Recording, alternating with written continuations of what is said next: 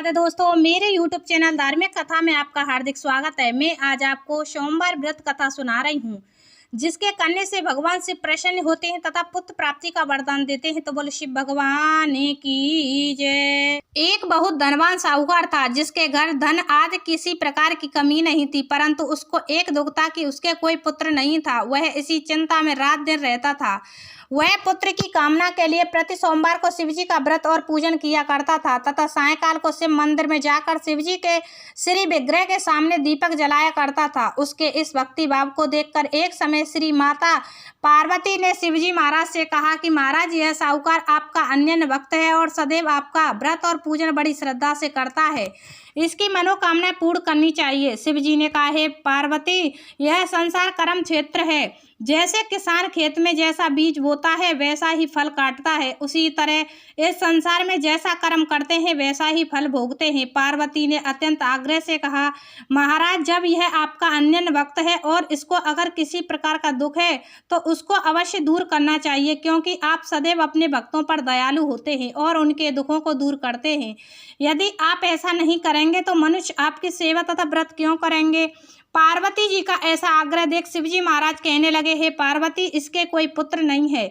इसी चिंता में यह अति दुखी रहता है। इसके भाग्य में पुत्र न होने पर भी मैं इसको पुत्र प्राप्ति का वरदान देता हूँ, परंतु यह पुत्र केवल 12 वर्ष तक जीवित रहेगा। इसके पश्चात वह मृत्यु को प्राप्त हो जाएगा। इससे अधिक मैं और कुछ नहीं कर सकता। यह सब बातें साहूकार सुन रहा था। इससे उसको ना कोई प्रसन्नता हुई और ना ही कुछ दुख हुआ। वह पहले जैसा ही शिवजी महाराज का व्रत और पूजन करता रहा।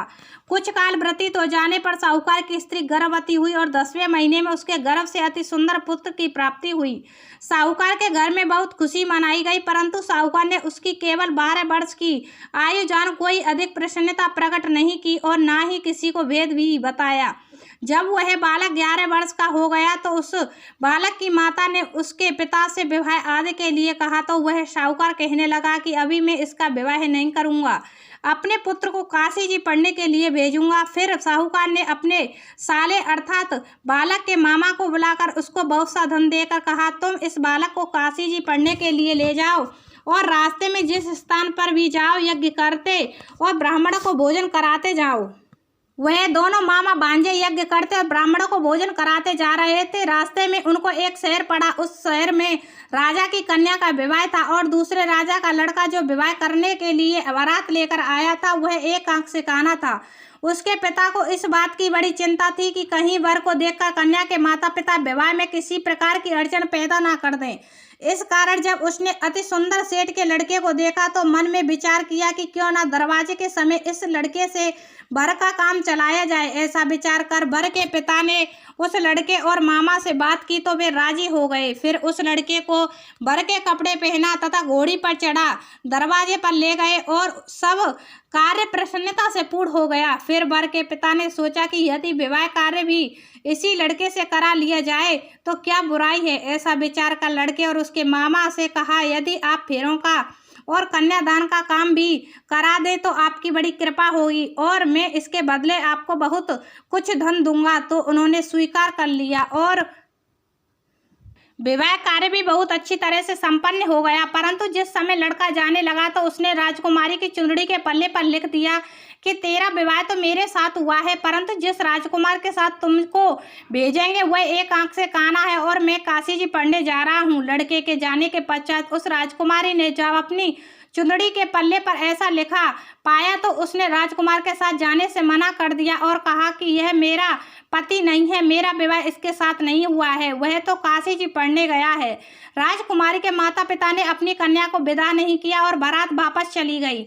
उधर सेठ का लड़का और उसका मामा काशी जी पहुंच गए। वहां जाकर उन्होंने यज्ञ करना और लड़के ने पढ़ना शुरू कर दिया। जब लड़के की आयु 12 साल की हो गई उस दिन उन्होंने यज्ञ रचा रखा था कि लड़के ने अपने मामा से कहा, मामा जी, आज मेरी तबीयत कुछ ठीक नहीं है। मामा ने कहा, अंदर जाकर सो जाओ।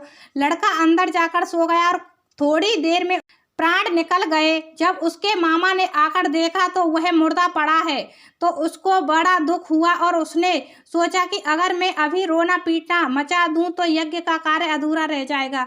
अतः उसने जल्दी से यज्ञ का कार्य समाप्त कर ब्राह्मणों के जाने के बाद रोना पीटना आरंभ कर दिया। संयोगवश उसी समय शिव पार्वती जी उधर से जा रहे थे। जब उन्होंने जोर जोर से रोने की आवाज़ सुनी तो पार्वती जी कहने लगी, महाराज कोई दुखिया रो रहा है, इसके कष्ट को दूर कीजिए। जब शिव पार्वती ने पास जाकर देखा तो वहाँ एक लड़का मुर्दा पड़ा था। पार्वती जी कहने लगी, महाराज यह तो उसी सेठ का लड़का है जो आपके वरदान से हुआ था। शिव जी कहने लगे, हे पार्वती इसकी आयु इतनी थी सो यह भोग चुका। तब पार्वती जी कहने लगी, हे महाराज इस बालक को और आयु दो, नहीं तो इसके माता पिता तड़प तड़प कर मर जाएंगे। पार्वती जी के बार बार आग्रह करने पर शिव जी ने उसको जीवन वरदान दिया और शिव जी महाराज की कृपा से लड़का जीवित हो गया।